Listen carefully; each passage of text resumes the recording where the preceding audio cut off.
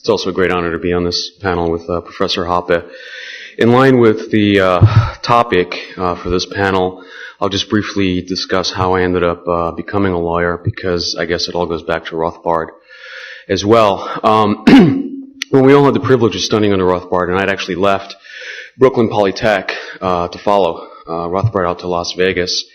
And I took his history of economic thought, I think, maybe about a half a dozen times. And I can tell you that each and every time it was different, each semester. Anyway, he was very accessible, and he always encouraged you to find your niche and to exploit that niche as best you could. And he always encouraged people to think outside the box. If you had the talent and inclination, by all means, go into a graduate program in economics. And Rothbard was the first one to tell you that, you better get used to, ramen soup and, canned tuna, because that's what you've eaten for a long time, even after you get your PhD. But if you had other interests, he encouraged that as well. And so I was sitting in his office one day, and he was always very tolerant of my incredibly stupid questions.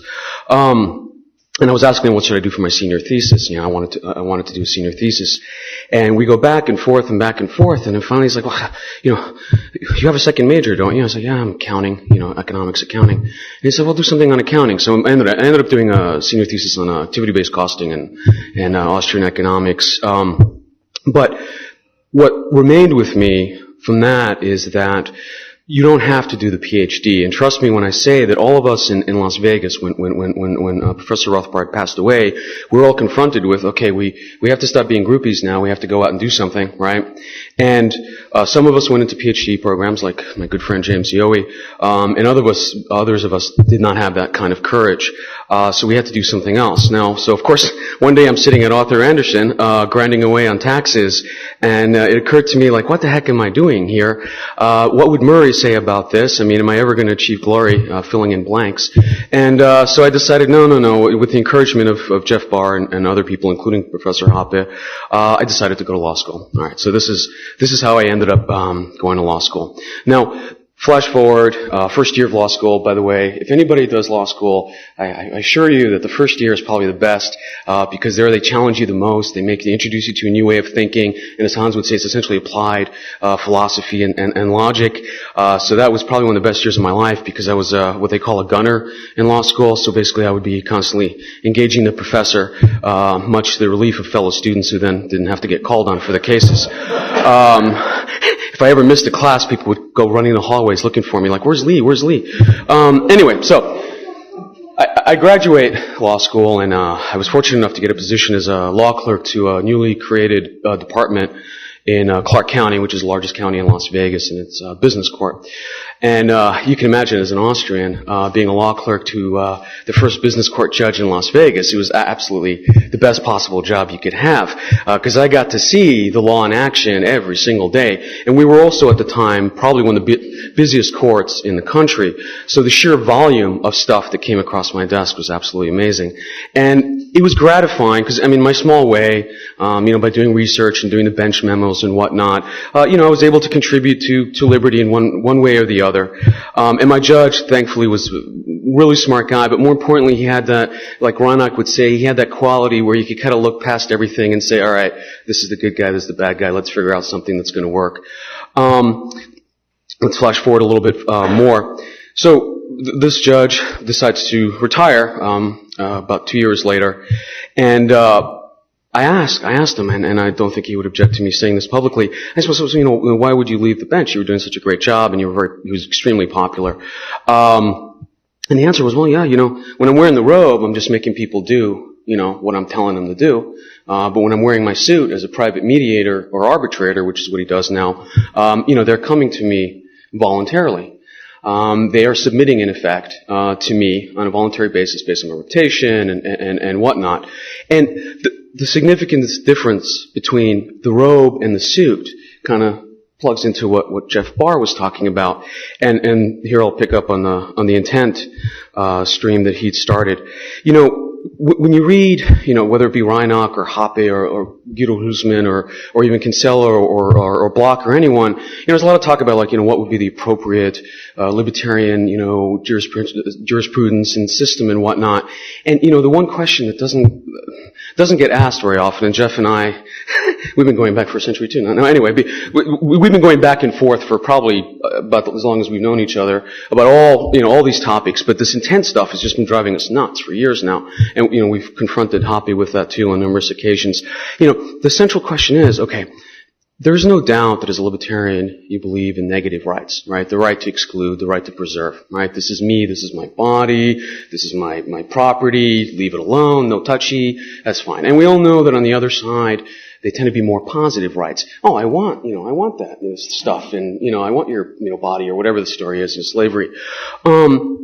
So what do you draw from that in terms of libertarian jurisprudence? Well, the assertion of a negative right can never be wrong, okay?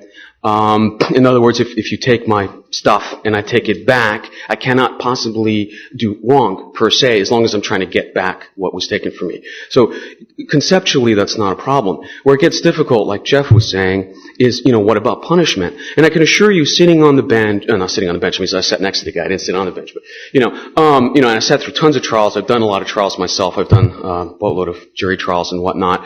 And you get to brief the debrief the jurors afterwards, and in the case of being a law clerk, talk to the judge afterwards. And, they'll tell you, here I am, I'm sitting in this jury box, and I'm supposed to decide, how do I punish this guy? And what's the basis for the punishment? And in the end, you know what it boils down to? They pull it out of thin air. Well, that's hardly the basis for, a proper jurisprudence. Going back to the theoretical question. So here you have, no question that a negative right, the assertion of a negative right, is always okay. Or to put it back to Plato and Socrates, and the question of, can you do right by doing wrong? And the answer to that, of course, always has to be, no, you cannot do right by doing wrong. So where from do you derive the right for the hypothetical guy who stole my wallet, to impose what's called punishment, something above and beyond restitution? And the answer to that has to be, you can't. There is no justification. I do not think anybody can come up with a justification. But everybody says, well, what do we do with the bad guys, the criminals? And by the way, I'll digress briefly. The first day in court, first day as a law clerk, I'm like, it kind of smells bad here. And the secretary starts laughing. She's like, yeah, we're doing the criminal arraignments this morning. And, all these guys, literally just chain gangs. Everybody's chained together in the hallways, and then they put them into groups of chains, and they shower once a week at the detention center. Anyway, but it was relatively peaceful, and the reason it was relatively peaceful is most of these guys, once they get caught and they get dropped into the chains, they know they belong there more or less, and they voluntarily assent to it. Every once in a while, you'll get a guy who's like, I shouldn't be here, I didn't do it, and a little bit of tasering later, he's more relaxed, right? So the question is, can you mete out punishment? And the answer is, yeah, you can mete out punishment. I'm a parent, I punish my kids routinely. It's rather fun. But it's the voluntary submission that is key. And if you do not have voluntary submission, you can't do it. And then I'm just going to close out by saying, people say, well, if you don't have voluntary submission and the guy's a bad guy, what do you do? Well, the negative rights implies the answer. The answer is exclusion. You don't deal with the guy, and you persuade your neighbors and your friends and everybody else in the community also not to deal with the guy. And in most parts of the world, outside of our sophisticated first world standard, if you exclude a guy, chances are he's going to die eventually, one way or the other. It's exposure, or the wolves, or rhinos, or whatever. And I go back to the ecclesiastical courts. What was the ultimate punishment the church could mete out to you? Exclusion. You were excommunicated, right? Jeff and I, hopefully, by next year, will have finally worked out a paper on this topic. And let me just close out to say that I did not go to law school with great enthusiasm at first. I was kind of worried about it. I thought I might be betraying my philosophy, my libertarianism and whatnot. And I have to say, advocating on behalf of clients, having had a chance, the great privilege to work with a great judge to mete out what's quote-unquote justice, I can really say that if you have the mind for it and the spirit for it and the patience for it, a career in law is truly an outstanding choice. Thank you.